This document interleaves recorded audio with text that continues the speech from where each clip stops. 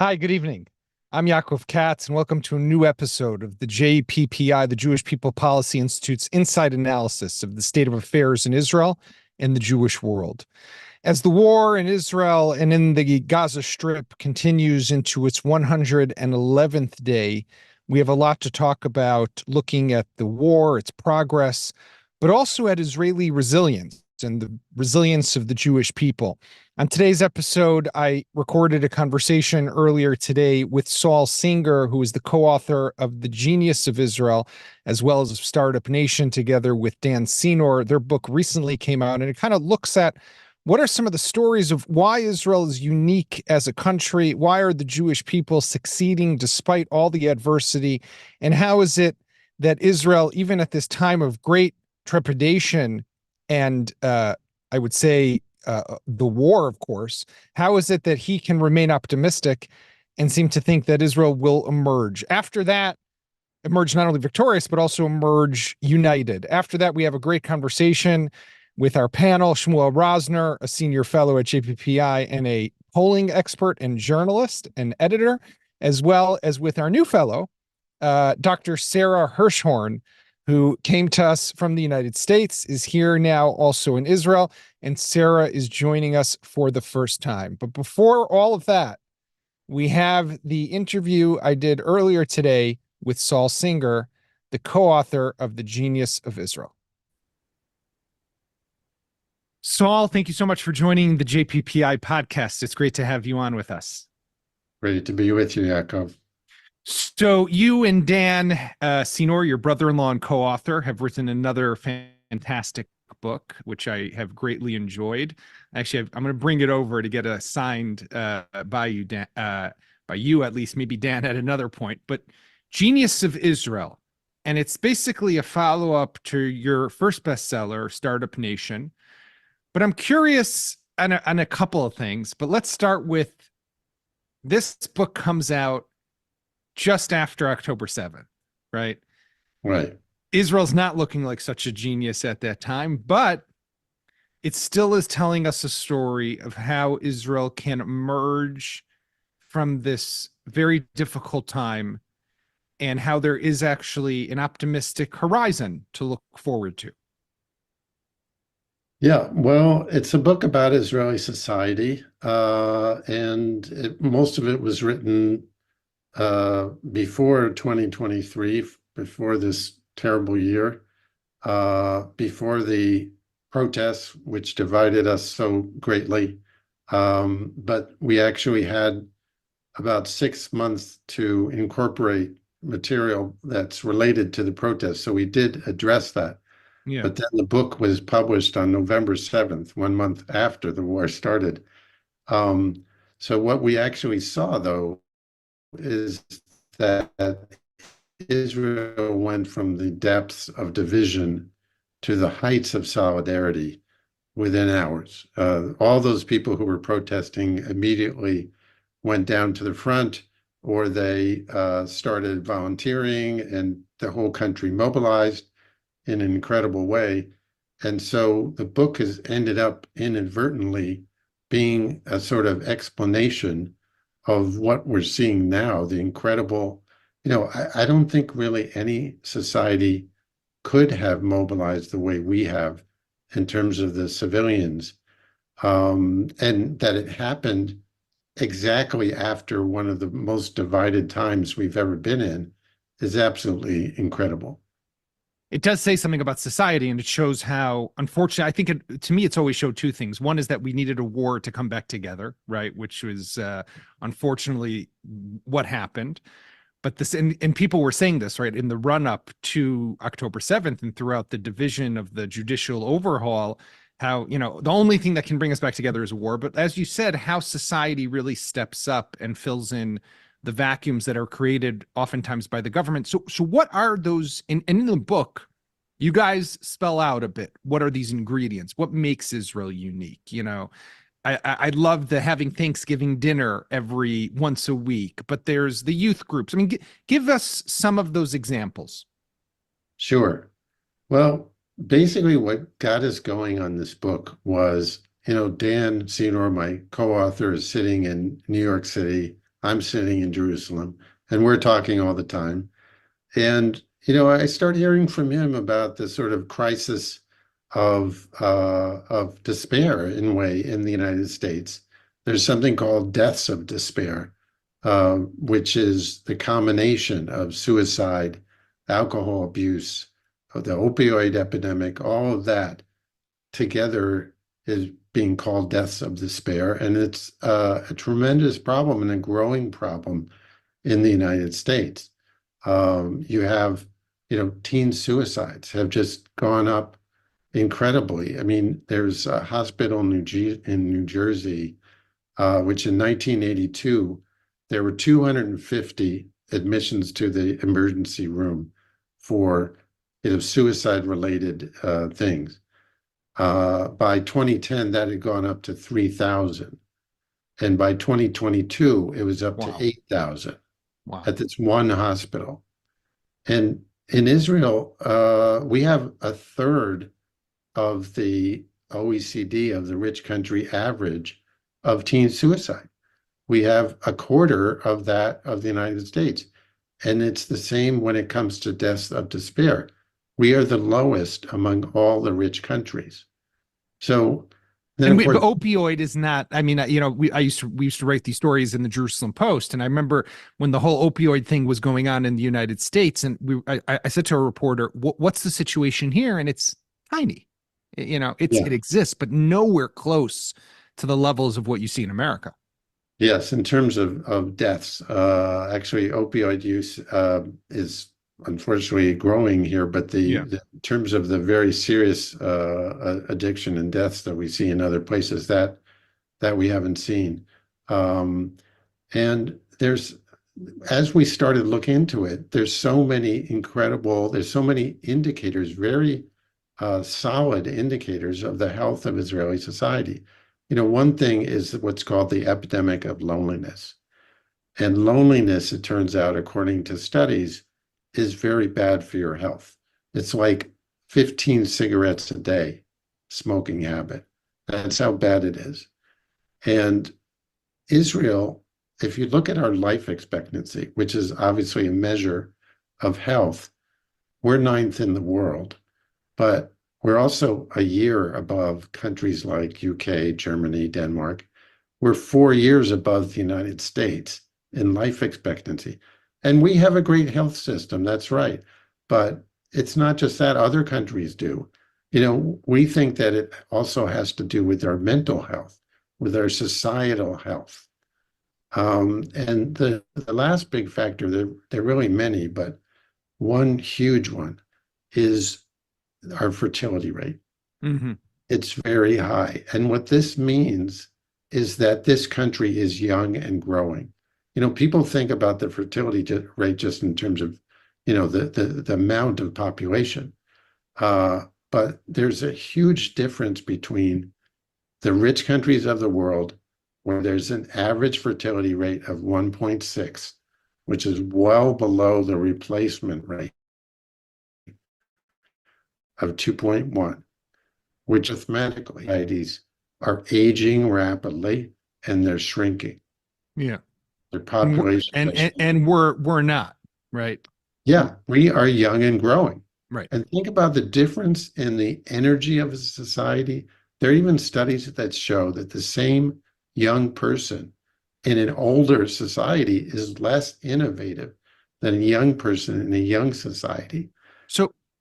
But explain to me something, Saul. I mean, everything you just described, which is very positive, right, was all there before January 2023, when the judicial overhaul began. Right now, obviously, it didn't come out of a vacuum. It was after 5 elections in the span of 3.5 years. And as I say often to our American friends, you guys do this once every 4 years and look at how bad it is. Imagine 5 times in 3 years. That doesn't foster love between people, right? To say the least. But we saw this incredible division within society, despite everything you just said. So even if you have those ingredients, and even if you have those amazing social strength, it doesn't make you, immune to the problems that can rip people apart. Well, exactly. It's made us immune to a lot of the worst sicknesses of modernity, but not to all of them. And Mhm. so we have polarized politics like everyone else. We didn't escape that one. And so the difference, though, is, I would say, is that we have these kind of reservoirs of solidarity that we have to build on, that we have to fall back on. I mean, think about the slogan that's like on everyone's lips, on every billboard, every electronic sign in the country is Yachad Nenatzech. Together we will win. Right. And there's this instinctive Israeli feeling that we have to be together, that we have to build our solidarity. That doesn't exist in other countries because you can't aspire to something that you've never had. You know, Americans don't aspire to solidarity, or UK or French or whatever, because it's just not on the radar. It's not something that they've ever had or can imagine. Here we know what it's like and we know how to build it. When we don't have it, we want to go back to it. It's something that we know that we need also to be able to prevail, I think, to a large extent. And I would also say that the one of the big lessons of October 7th, and I'd like to hear what you think, is, we kind of almost did it to ourselves, right? We ripped ourselves apart. We made ourselves vulnerable and weak, and we enabled an enemy, in this case Hamas, to be able to come in between that wedge and take advantage of the situation. They probably would have done it anyhow, but we weren't in a good place when this all came down on October 7th. So is when you think about Genius of Israel and the book and the lessons, like what are we supposed to take away now in the aftermath of, now we're talking 111 days into this war? What is the takeaway for from the war perspective? Well, I think we all are in shock and concerned, and that we know that we have work to do in the future to get out of this. And we also know that if we lose our solidarity, that really is the most dangerous thing that we can do. Mhm. Because, as you basically said, we're the only ones who can feed us. If we stay together, nothing can defeat us. And again, Israelis just instinctively know this. But what's really, I think, the hopeful part of this is two things. One is, the judicial protests. People may have thought that this is left against right. It wasn't really. It was 80% of the country against 20% of the country. It was basically the broad center Yeah. that believes in liberal democracy and in democracy, a Jewish and democratic state. And that group a lot of it was led by the high-tech sector. And the high-tech sector was completely apolitical before. They were almost another country. I mean, they were looking at the whole world. They were, kind of citizens of the world, and they just ignored politics here. It wasn't their problem. And suddenly they just came completely out of the woodwork to kind of leadership of this movement. Because what happened is they saw Yeah. that you couldn't take liberal democracy for granted. So, that mobilization, that same organization that you had on October 6th was immediately transformed into this incredible mobilization of society to fight both, on the front and at home. Um, so I think we have tools that we can build on. Like, I want to mention a chapter in the book that's about this word called kibush. Uh, Hmm. Kibush is loosely in English, maybe bond, but that doesn't capture the kind of emotional weight of the word. It's like a central part of Israeli society. Is, even from in school classrooms, I grew up in America, and you know, the classroom is not a particular unit. But here, if the classroom is not mikubash, if it's not united, the teachers are upset, the parents are upset, the kids are upset, and they don't care about, the grades and all that. if the classroom isn't migubash, everyone's upset. Yeah. And that's because it's such an important value. And that's even in the classroom, and then of Not to course, mention youth society. movements. Right. Then you have the youth movements and the Mechinot. And then, of course, most in the army where, bringing people together into a unit is absolutely essential. So we like to do this. We're good at it. We believe in it. And this is not the only tool that we have, but basically we're a society that's good at making connections between people. And that's, I think, a big explanation for our societal health. It's a good explanation for our societal health, and I hope it's an explanation that will lead us out of this war and be able to take with us to not slide back to where we were on October 6th, and to use this momentum and the positive energy that you just so beautifully described to keep us going in the right direction and not to fall back. So I want to thank you, Saul. Thanks for the book. It's great. I'm coming over to get it signed. And we appreciate your time and being with us. Thank you. Sure, just to say that it's available now in English in the US and UK. Also, there's an audiobook that Dan himself read, but it should be out in Hebrew in the summer. We don't have an exact date, but looking forward to that. Great. Thank you, Saul. So that was Saul Singer talking to us about his book, Genius of Israel.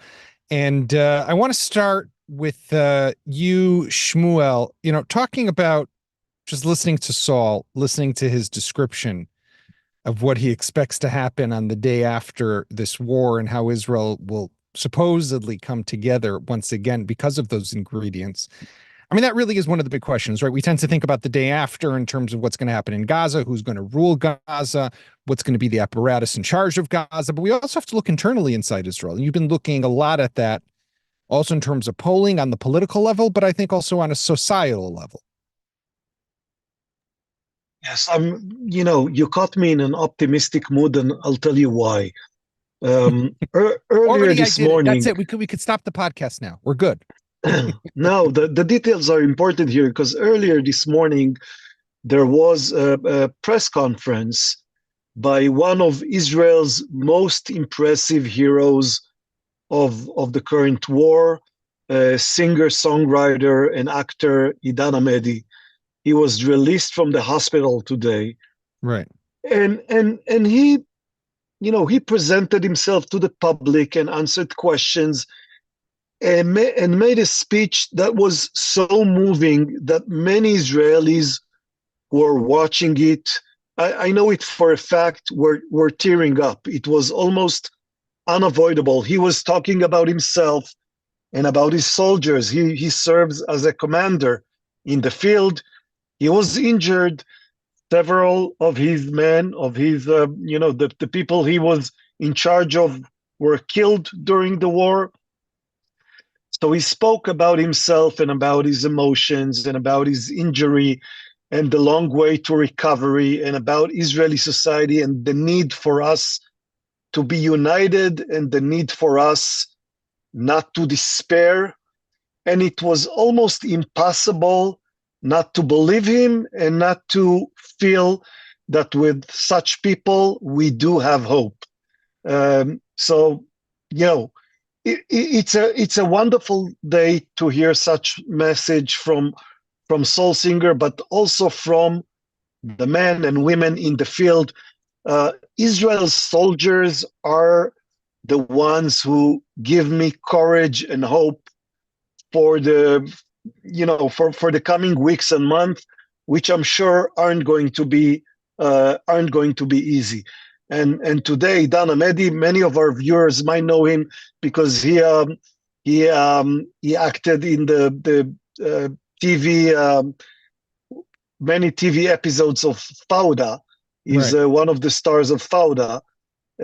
So for him to appear in such way and to talk in such manner to all Israelis was really a heartwarming and an encouraging sign.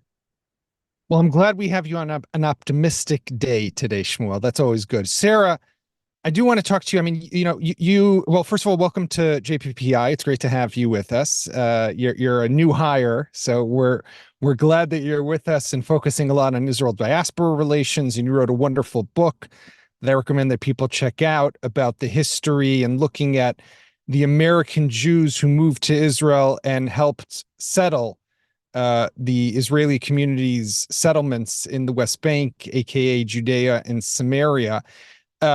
But we're not talking about that today. What I do want to hear is, obviously there's something unique happening this inside Israel right now, right? With this, the best way I look at it, like the social cohesion, right? The lichidut chevratit is the way we would say it in Hebrew.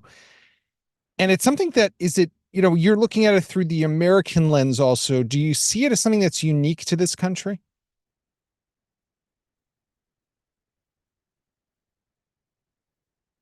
Oh, Sarah, you're muted. Now Yes, I heard Saul say that, really solidarity is something that's alien to the United States and to many other Western countries. And I think that to some extent that's true. Israel is built upon various mechanisms that allow it to come together, whether that's the army or schooling or other ways that encourage social inclusion and to bring heterogeneous communities together that don't really exist outside of Israel. So in some ways, I think Israel is quite unique. And while I'm a little bit more pessimistic than Shmuel at the moment, I'm sorry you didn't catch me on an optimistic day. I do hope that the solidarity that has existed in this time of Yachad Ninatzeach, that we will all, win together, will continue beyond the emergency phase of the war. I think that remains to be seen, whether this is a moment in time where the country has realized it must come together, sometimes in part because the central government is failing to provide certain services and programs to help many parts of the country that are affected by this war. So civil society has pitched in a way that I have never seen here before. But will this continue in the months and even years ahead, I think remains to be seen for me. So I want to shift gears for a moment, and I want to, you're already pessimistic, so I'm going to take Shmuel from his optimism for a second to his pessimism. And I want to talk about the presidential elections and the Republican primaries for a moment. So we just saw Donald Trump come out on top in New Hampshire. It was pretty obvious that was going to happen. The last real contender is Nikki Haley, but she doesn't really stand a chance. It seems that the nomination is going to go to Trump, and we're going to have a Trump-Biden showdown, Shmuel. This is interesting for a multitude of reasons, but I want you to look at it. And, Shmuel, to our listeners who might not know, does regular commentary on the United States and politics and relations, of course, with Israel on the public broadcaster here on Khan, Channel 11. But I want you to talk for a moment about what Israelis, how we should be looking at this, because this is interesting. It's going to be a repeat of 2020, but things have changed, and the war is also changing a lot of the context right now. Right. Well, I think Israelis should look at it with trepidation, as most Americans do. I read the polling from recent days, and I get the impression that most Americans aren't pleased with the fact that there will be a repeat in 2024 on what they had in 2020. Obviously, if these are the two candidates, many Americans will have to choose to pick one of them because these are the choices presented before them. But it's not as if most Americans are pleased with these options. I think for Israel, this is an alarming situation for a variety of reasons. First of all, because Israel truly needs a vibrant and robust United States of America. The power of the United States, the energy of the United States, the ideological influence of the United States, these are all components in Israel's strength in the Middle East and around the world. It's part of our national security strategy to rely on this positive, on this superpower that is a positive force in the world. And if the United States is seen as weaker or despaired or isolationist, these are not things that are helpful to Israel. Beyond that, there are the difficulties that Israel has with both candidates. We know that the current president, Joe Biden, has his differences with the current Israeli government. Of course, we cannot tell for sure if by next November the government and the issue are going to be the same, but we do see there are difficulties for Israel to get along or convey into democratic leaders. That's one side of it. The flip side of it is that Donald Trump seemed to be in a somewhat isolationist mood. He doesn't seem to convey much interest in world affairs. In many of his rallies, he constantly talks about the need for the United States to withdraw from world affairs and from world troubles. And when America pulls out, there is a vacuum, and someone is going to go into this vacuum. And from a geostrategic viewpoint, this is not a good thing for Israel to happen. So, Sarah, I'm guessing you also have some thoughts about what's going on with the presidential election right now and the Biden-Trump repeat, as it seems that's what we're headed for. How do you think Israelis? Well, I mean, we know that the American vote is likely to still be the same as it's always been, right? That the most American Jews will vote for Biden. They'll vote for the Democratic candidate, especially now that it is Trump and not someone else. What are your feelings? Well, first of all, I'm really interested in what's happening with the millennial vote in America, because I'm not sure that actually we can count on things going the same way that it went in 2020. Just before we came on the air, I saw a very disturbing poll that was released by YouGov and The Economist, polling American millennials between January 21st and January 23rd. And apparently it seemed to show that half of the millennial population in America thinks that Israel is committing a genocide in Gaza. And if this polling is correct and continues, leading up until the presidential election, I think that will create a great deal of skepticism amongst millennials of turning out to the polls for Joe Biden. I don't know if they're going to turn out for someone else. I don't think they're going to be voting for Trump. But if the margins are slim enough that the millennial vote is going to matter, and including the Jewish American millennial vote, because a recent JPPI poll showed that Jewish millennials, particularly those who are from the denominational streams of Reform and Conservative Judaism, might be the ones that are associated with the most liberal tendencies that have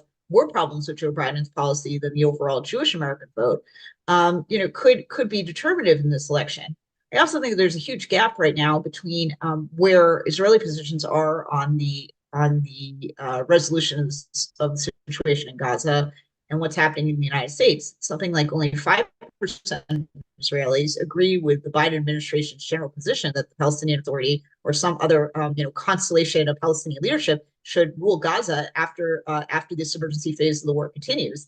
That is going to create a huge sense of cognitive dissonance between where the Israeli public is on these questions and where large parts of the American public is. The last thing I should say is that I don't think we should discount the importance of the Muslim vote in swing states in America right now, and they've expressed their extreme displeasure with Joe Biden's policies in Gaza.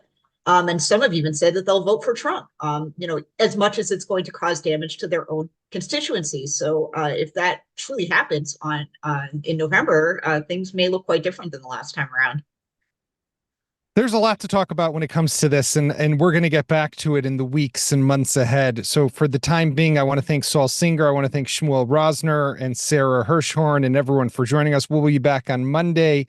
In the meantime, have a good weekend and a Shabbat Shalom to you all. Oh, and happy Tu B'Shvat. That's also very important. Thanks, everyone.